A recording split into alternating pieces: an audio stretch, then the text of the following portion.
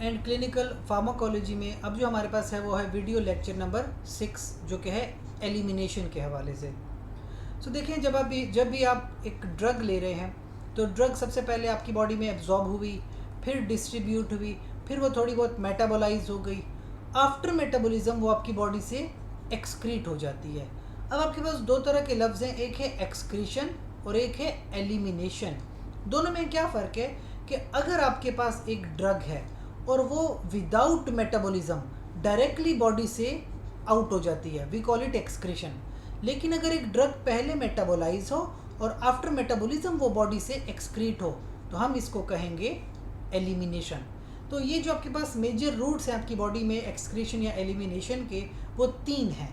एक तो लिवर यानी हिपैटिक मेटाबॉलिज्म, फिर बिलरी एक्सक्रीशन या एलिमिनेशन, और थर्ड है यूरिनरी यानी किडनी के थ्रू एक्सक्रीट होना।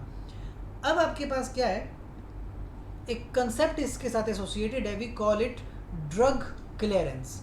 ड्रग क्लियरेंस का मतलब क्या होता है, इसको ज़रा समझिएगा कि the volume of blood from which the drug is cleared per unit time, इसको हम कहते हैं ड्रग क्लियरेंस। इसमें लाजमी है इस बात को समझे, वॉल्यूम ऑफ ब्लड।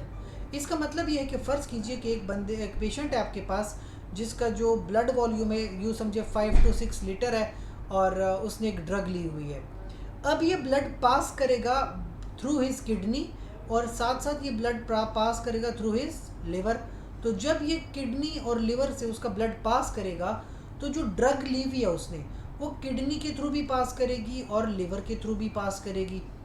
अब किडनी और लिवर क्या करते हैं, इस ब्लड में से ड्रग को निकाल लेते हैं और ब्लड को क्लियर आउट कर देते हैं। तो कहते हैं volume of blood from which the drug is cleared. इस ब्लड वॉल्यूम से जो ड्रग क्लियर हो गई, इसको हम कहते हैं ड्रग क्लियरेंस। इसमें लाजमी जिक्र है ब्लड का, यानी आप ब्लड की बात कर रहे हैं कि ब्लड में से कितनी ड्रग क्लियर आउट हो गई, तकरीबन यूनिट टाइम यानी कि 60 सेकंड्स के अंदर अंदर कितनी ड्रग ब्लड में से क्लियर आउट हो गई। अब उसके बाद है एक्सक्रीशन बाय अदर रूट्स। एक तो आपने देखा किडनी है और साथ में हिपैटिक है और बिलरी है। इसके अलावा आपके पास इंटेस्टाइन के थ्रू भी ड्रग एक्सक्रीट होती है, लंग्स के थ्रू भी ड्रग एक्सक्रीट होती है, ब्रेस्ट मिल्क में भी ड्रग एक्सक्रीट हो रही है, और फीसिस के थ्रू, यानी वो ड्रग जो एब्जॉर्ब नहीं हुई। फ़र्ज़ कीजिए आपके पास GIT, इंटेस्टाइन, अब कुछ ड्रग्स स्टमक से एब्जॉर्ब हुई, कुछ इंटेस्टाइन से एब्जॉर्ब हो गई, और कुछ ऐसी ड्रग्स थी जो एब्जॉर्ब हुई ही नहीं, थोड़ी बहुत रह गई इंटेस्टाइन में, तो फिर वो लार्ज इंटेस्टाइन के थ्रू गए रेक्टम में और वहाँ से एक्सक्रीट हुई फीसिस के थ्रू। सो ये भी एक एक्सक्रीटरी रूट है ड्रग का। सो टोटल बॉडी क्लियरेंस जब आप कैलकुलेट करते हैं कि आया जो आपके पास लिवर है वो कितनी ब्लड को प्लाज्मा को क्लियर करता है और किडनी कितना प्लाज्मा क्लियर कर रही है, एंड पे आप देखते हैं टोटल बॉडी क्लियरेंस। कैसे क्लियरेंस आप चेक करते हैं, लिवर की क्लियरेंस ऑफ द रीनल, फिर पल्मोनरी और अदर रूट्स, इन तमाम क्लियरेंसेस को आपस में सम कर लेते हैं, वो आपके पास आ जाता है टोटल बॉडी क्लियरेंस। तो इस तरीके से आप क्लियरेंस को फाइंड आउट करते हैं। क्लियरेंस के साथ एक फैक्टर एसोसिएटेड है, we call it half life. Half life क्या होती है, हाफ लाइफ बेसिकली देखी जाती है ड्रग की, कि कितने टाइम में एक ड्रग बॉडी से एलिमिनेट होती है। 50%, यानी 50% ड्रग आपके बॉडी में से जब एलिमिनेट होती है तो कितना टाइम लेती है। इसको मैं समझाता हूँ। फ़र्ज़ कीजिए कि आपके पास पैरासीटामोल की टैबलेट ली आपने, पैरासीटामोल 50 mg, तो 500 mg की फ़र्ज़ कीजिए आपने कोई IV सोल्यूशन लिया है, तो एट ज़ीरो टाइम आपके पास 500 mg बॉडी में अवेलेबल है। अब आराम आराम से जैसे जैसे टाइम गुजरता जा रहा है वैसे वैसे ड्रग की कंसंट्रेशन कम होती जा रही है। एक स्पेसिफिक टाइम के ऊपर जो आपके पास 500 mg है वो कम हो जाएगा और 250 mg तक आ जाएगा।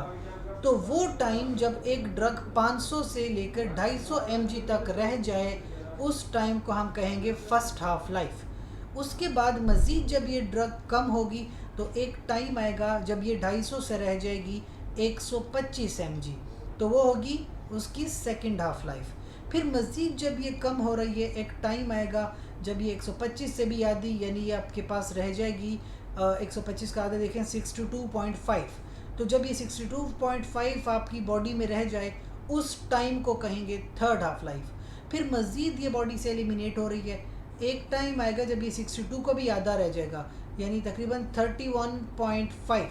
तो जब ये 31.5 या 31.75 इतनी जब रह जाती है, we call it fourth half life, यानी 62.5 का अगर आप आधा देखें। और एक टाइम आएगा जब ये बिल्कुल 31.75 का भी आधा रह जाएगा, यानी तकरीबन 15.5 समझें। तो जब इतनी ड्रग बॉडी में रह जाएगी, इसको कहते हैं फिफ्थ हाफ लाइफ।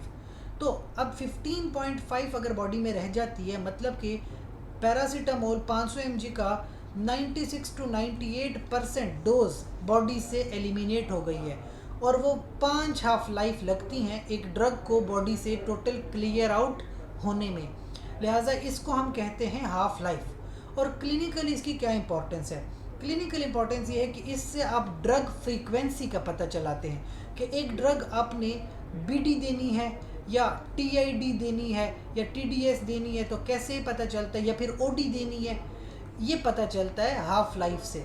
अगर एक ड्रग की हाफ लाइफ फ़र्ज़ कीजिए फर्स्ट हाफ लाइफ उसकी 20 घंटे है, तो 20 घंटे का मतलब कि दिन में एक ही टैबलेट काफ़ी होगी।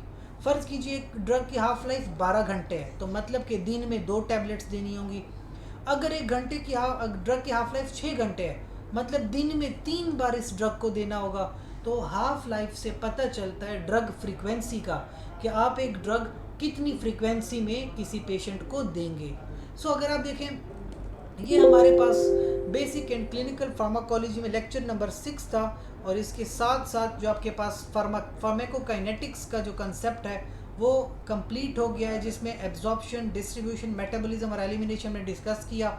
एब्जॉर्प्शन में आपने बायो अवेलेबिलिटी का कंसेप्ट भी डिस्कस किया है, और एलिमिनेशन में एंड पे आपने टी हाफ यानी हाफ लाइफ को डिस्कस किया है। तो तकरीबन 6 वीडियो लेक्चर्स में आपके पास जो है फार्माकोकाइनेटिक्स का कंसेप्ट कंप्लीट हो गया है।